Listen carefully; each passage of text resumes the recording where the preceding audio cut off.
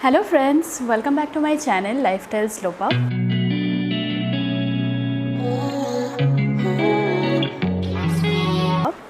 आशा करती हूँ कि आप सब अच्छे ही हो। अभी इस टाइम पे बहुत बहुत केयरफुल रहना चाहिए क्योंकि थर्ड वेव जो है वो स्टार्ट हो गया है। एनीवेज, मैं आज कोई ब्लॉग शूट करने नहीं आई हूँ। मैं आप लोगों के साथ मेरे लाइफ का एक एक्सपीरियंस है वो शेयर करने के लिए आई हूँ। बहुत ही ज़्यादा स्कैरी एक्सपीरियंस है क्योंकि हो सकता है कि ये बहुत लोगों के साथ ही हुआ होगा, मतलब बहुत सारे लोगों के साथ ही कभी कभी ऐसा होता है, लेकिन मैं उस सिचुएशन में उस टाइम में बहुत ज़्यादा इससे डर गई थी। तो मैं आज वही एक्सपीरियंस आप लोगों के साथ शेयर करने वाली हूँ। ये जो बात है ये मेरी प्रेगनेंसी के टाइम की बात है। तब मेरा प्रेगनेंसी का सेकेंड ट्राइमेस्टर शायद स्टार्ट हो गया था। 4.5 मंथ ऐसा कुछ चल रहा था।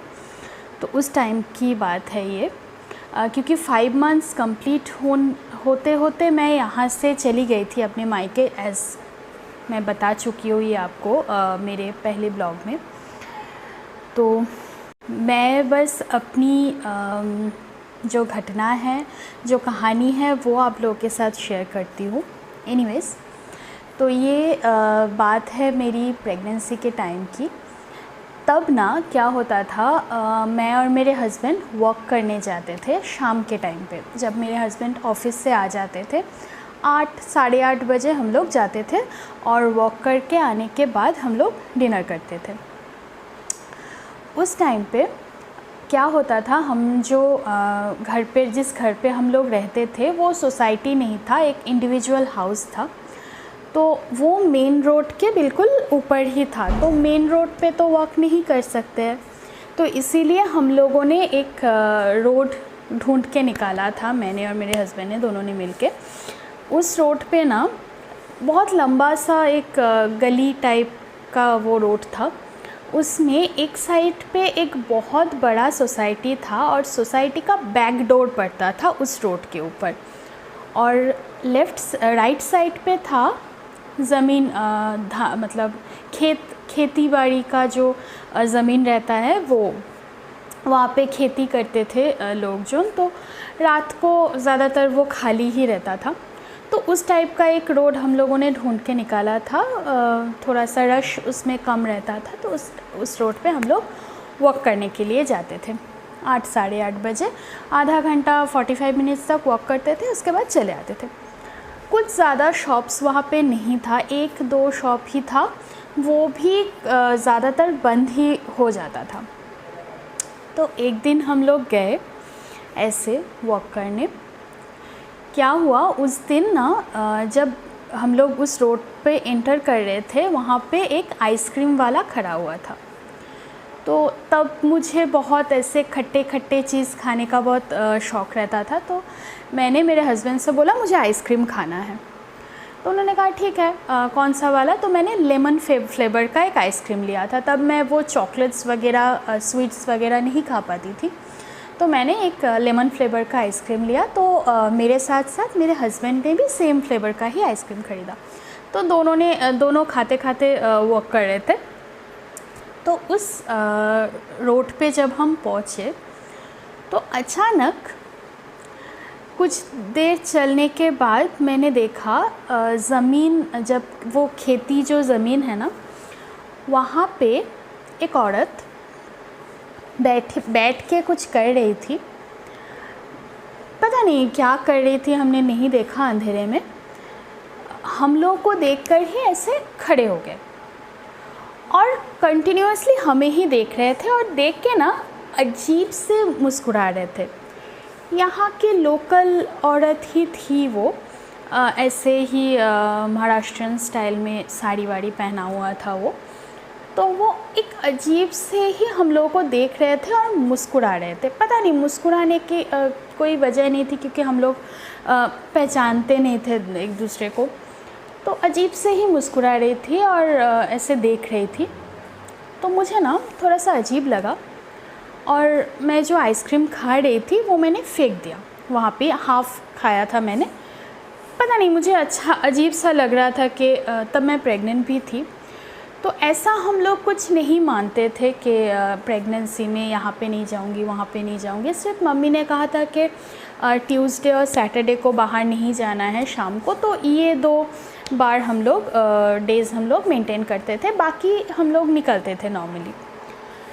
तो उस दिन क्या हुआ, ये बात बहुत अजीब सा लगा मुझे पर्टिकुलर। मेरे हस्बैंड इतना ज़्यादा नोटिस भी नहीं करते हैं। तो मैंने क्या किया, आइसक्रीम फेंक दिया। मेरे हस्बैंड ने भी पूछा कि आइसक्रीम क्यों फेंके तुम, तो मैंने कहा नहीं, अच्छा नहीं लग रहा है खाने के लिए, तो मैंने फेंक दिया आइसक्रीम। फिर हम लोग फिर मैंने मेरे हस्बैंड को कहा कि चलिए चलो घर चलो, मुझे अच्छा नहीं लग रहा है। तो हम चले आए घर। उसके अगले दिन सुबह, उस दिन नॉर्मल ही गुजरा, हम लोग डिनर विनर करके सो गए। उसके नेक्स्ट डे बारिश का वेदर था और यहाँ पे ना बारिश स्टार्ट होने से थोड़ा सा ठंड पड़ जाता है। तो नेक्स्ट डे मेरे हस्बैंड ऑफिस के लिए निकल गए। दोपहर के टाइम पे मैंने लंच करके मैं सो गई। मेरा जो बेडरूम था, बेडरूम के डोर से एंटर करके ही बेड था और डोर की तरफ मैं पैर करके सोती थी और वॉल की तरफ मेरा सर रहता था। और मेरे जो सासू माँ का बेडरूम था वो बिल्कुल ऑपोजिट साइड पे था। मेरा जो हमारा बेडरूम, उसके बाद हॉल, किचन, पैसेज, बाथरूम, उसके बाद था मेरे सासू माँ का बेडरूम। तो बहुत दूर रहता था और वो जनरली उस टाइम पे रेस्ट करते थे। एनीवेज, तो मैं नींद नहीं आती थी उस टाइम पे, तो मैं ऐसे लेफ़्ट टर्न होके सो रही थी। अचानक से मुझे लगा मेरा जो पूरा बॉडी है वो ऐसे भारी भारी सा लगने लगा और मुझे लगा कि मेरे पैर में ऐसे कोई टैप कर रहा है, जो ऐसे टैप करके बुलाता है ना, ऐसे ऐसे ऐसे ऐसे टैप कर रहा है। तो मैं उठने की कोशिश कर रही हूँ लेकिन मैं उठ नहीं पा रही हूँ। ऐसे मैं देख रही हूँ नीचे की तरफ मुँह करके कि कौन है। मेरे सासू माँ आई हैं मुझे बुलाने के लिए कि कोई ज़रूरत हो सकता है इसीलिए आए होंगे। तो मैं ऐसे देख रही हूँ, कोई नहीं है। जब मैं देख रही हूँ कोई नहीं है, फिर भी मुझे ऐसे टैपिंग फीलिंग्स आ रहा था। तो ऐसे 4-5 मिनट चलने के बाद मैं पूरी तरह से कॉन्शियस में आई और मैं बेड के ऊपर ऐसे उठ के बैठी। बहुत देर तक मैं ऐसे सोच रही थी कि क्या था। मैं सो गई थी, मैं कोई सपना देख रही थी, क्योंकि मुझे ये जो टैपिंग फीलिंग्स है ना, जैसे ऐसे कोई बुलाता है, वो मुझे बहुत अच्छी तरह से फील हुआ था पैर में, मेरे राइट साइड के पैर में। तो बहुत टाइम तक मैं ऐसे सोचती रही कि क्या था। फिर मुझे लगा कि नहीं, चलो कुछ ऐसे ही होगा, ठीक है, कोई बात नहीं। फिर भी मैं दुविधा में थी, तो मैं मेरे सासू माँ से जाके पूछ लिया कि मम्मी आप गए थे मेरे घर पे मुझे नॉक करने या बुलाने? तो मम्मी जी ने कहा नहीं, मैं तो नहीं गई थी। तो ठीक है, मुझे थोड़ा अजीब सा लग रहा था। उसके बाद जब 7 साढ़े 7 बजे मैं चाय वाय पी के बेडरूम पे आई वापस, तो मुझे अचानक पैर में राइट साइड के पैर में थोड़ा सा जलन ऐसा हो रहा था। मैंने ऐसे देखा तो वहाँ पे ना ऐसे तीन उंगलियों से ऐसे स्क्रैच किया हुआ मिला, इतना बड़ा। मैं बहुत ज़्यादा डर गई थी, क्योंकि उस टाइम पे ना मैं बहुत ज़्यादा भारी हो गई थी। तो मैं अचानक से ऐसे मतलब सोए ऐसे स्क्रैच नहीं कर पाऊँगी। मतलब ऐसे अगर कुछ इचिंग वगैरह हुआ तो मैं स्क्रैच करूँगी, ऐसा नहीं हो सकता है, क्योंकि बहुत अनकंफर्टेबल हो जाता है उस टाइम पे सोए होके ऐसे पैर में स्क्रैच करना, तो नहीं हो सकता है वैसा। तो इतना बड़ा ऐसे स्क्रैच का निशान मेरे पैर में था, और मेरा पैर जो है वो चादर से भी ढका हुआ था, फिर भी मेरे पैर में ऐसे स्क्रैच का निशान था। तो मैं बहुत ज़्यादा डर गई। मेरे हस्बैंड को मैंने बताया कि ये बात है, मैं डर गई हूँ। तो उन्होंने, जैसे सब हस्बैंड्स होते हैं, तो उन्होंने भी ज़्यादा ऐसे भाव नहीं दिया बात को। नहीं छोड़ो यार, तुम ये सब वीडियोस देखते रहते हो, ये वो, तुम्हें सपना आया होगा। बट ट्रस्ट मी, मैं उस टाइम पे कुछ भी नहीं देखती थी ऐसे कुछ हॉरिबल चीज़ें या फिर कुछ हॉरर मूवीज़ वगैरह, मैं कुछ नहीं देखती थी उस टाइम पे। जब से मैंने न्यूज़ वो पाया कि आई एम प्रेग्नेंट, तब से मैंने ये सब कुछ देखना पूरा टोटल बंद कर दिया था। तो पता नहीं वो दोनों चीज़ रिलेटेड है या नहीं। वो जो औरत हम लोगों को दिखा था, अजीब सा ही था वो औरत। उसके नेक्स्ट डे पे ऐसा हुआ। फिर जस्ट एक हफ्ते बाद मैं अपनी मायके चली गई। फिर मायके में मेरा डिलीवरी हुआ। उसके बाद हम लोग वापस आए। फिर क्या होने लगा, मेरी बेटी अचानक से ना रात को उठ जाती थी। उसकी एज तब 3 मंथ्स या 4 मंथ्स 3 मंथ्स में हम लोग आए। उसके बाद से ही, कुछ दिन बाद से ये स्टार्ट हुआ। हमारा जो वही वाला जो बेडरूम है, उसके ऊपर पूरा लॉफ्ट किया हुआ है, और वो लॉफ्ट जो है वो पूरा खाली रहता था। हमारे पास ज़्यादा सामान नहीं था, तो लॉफ्ट खाली ही रहता था। मेरी बेटी, 4 महीने की बेटी, रात को जब भी वो मतलब थोड़ा सा उठ जाती थी, वो ऐसे ही रात को बहुत देर तक जगी रहती थी। 2, ढाई, 3 बजे तक भी कभी कभी जगी रहती थी। उसके बाद आधे घंटे सोती थी, उसके बाद जग जाती थी। जब भी जगती थी, वो उस लॉफ्ट की तरफ ऐसे पॉइंट करती थी और रोती थी। उस लॉफ्ट की तरफ पर्टिकुलर एक ही जगह पे ऐसे उंगली से पॉइंट करती थी और रोती थी। ऐसे पॉइंट करती थी और ऐसे मेरे ऊपर मुंह छुपाती थी और रोती थी। बहुत ज़्यादा डर गई मैं। मेरी मम्मी भी थी उस टाइम पे, मम्मी ने भी देखा था वो। हम लोग कुछ नहीं रहता था लॉफ्ट में, लॉफ्ट पूरा खाली। मेरी बेटी और इतना रोती थी, हम लोग लाइट ऑन कर देते थे, उसको गोदी में ले लेते थे, फिर भी वो ऐसे उस पर्टिकुलर उसी जगह पे पॉइंट आउट करके रोती थी हमेशा। मेरे हस्बैंड वो बिलीव नहीं करते थे, क्योंकि उस टाइम पे उनका नाइट शिफ्ट रहता था। मेरी मम्मी चली गई 10 मंथ जब मेरी बेटी का हुआ, उसके बाद मम्मी चली गई। उसके बाद भी सेम हुआ था। जब मेरे हस्बैंड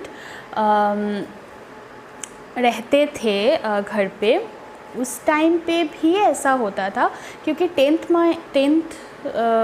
मंथ्स जब मेरी बेटी का हो गई थी 10 महीने की, 10 महीने की जब मेरी बेटी हो गई थी, उस टाइम पे वो नॉर्मल टाइम पे सो जाती थी। 11, साढ़े 11 तक वो सो जाती थी। 9 महीने तक वो नहीं सोती थी, उसके बाद 10 महीने से वो सो जाती थी। सो जाने के बाद भी कभी कभी 1:30 बजे, 2 बजे, 2:30 बजे वो ऐसे उठ जाती थी, और सेम उसी लॉफ्ट के उसी कॉर्नर पे पॉइंट आउट करके रोने लगती थी। और इतना रोती थी, हम लोग उसको छुपा नहीं पाते थे। तो जब ये स्टार्ट हुआ तो मेरे हस्बैंड को वो भी थोड़ा सा अजीब, फिर तब मेरे हस्बैंड को जाके थोड़ा सा अजीब लगने लगा वो चीज़ें। फिर हम लोगों ने डिसाइड किया कि नहीं, हमें घर चेंज करना है, कुछ तो प्रॉब्लम है या कुछ तो हो सकता है।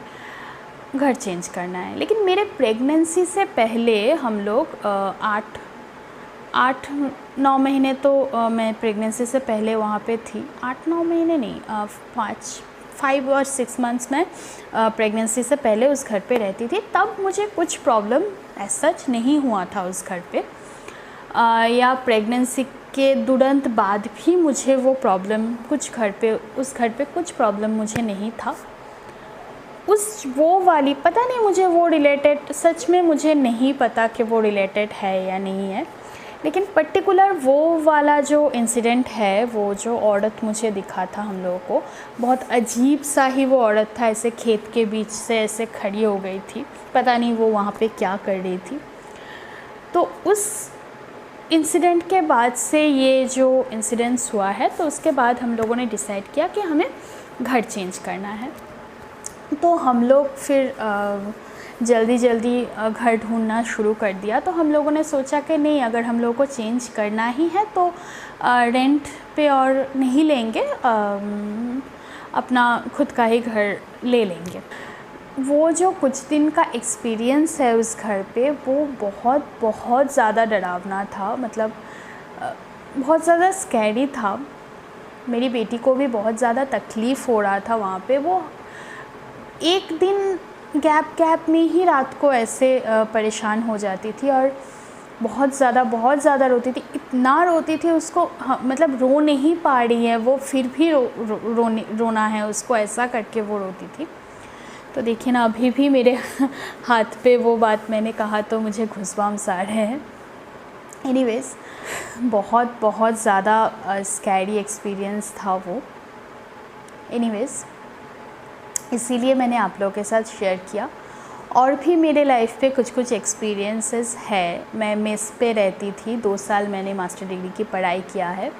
वहाँ पे भी कुछ एक्सपीरियंस है, छोटा मोटा एक्सपीरियंसेस है। लेकिन ये मेरी लाइफ का सबसे बड़ा एक्सपीरियंस है। पता नहीं, मैंने कुछ एज सच मैंने कुछ नहीं देखा, लेकिन मैंने जो एक्सपीरियंस किया मैंने वही आप लोगों को बताया।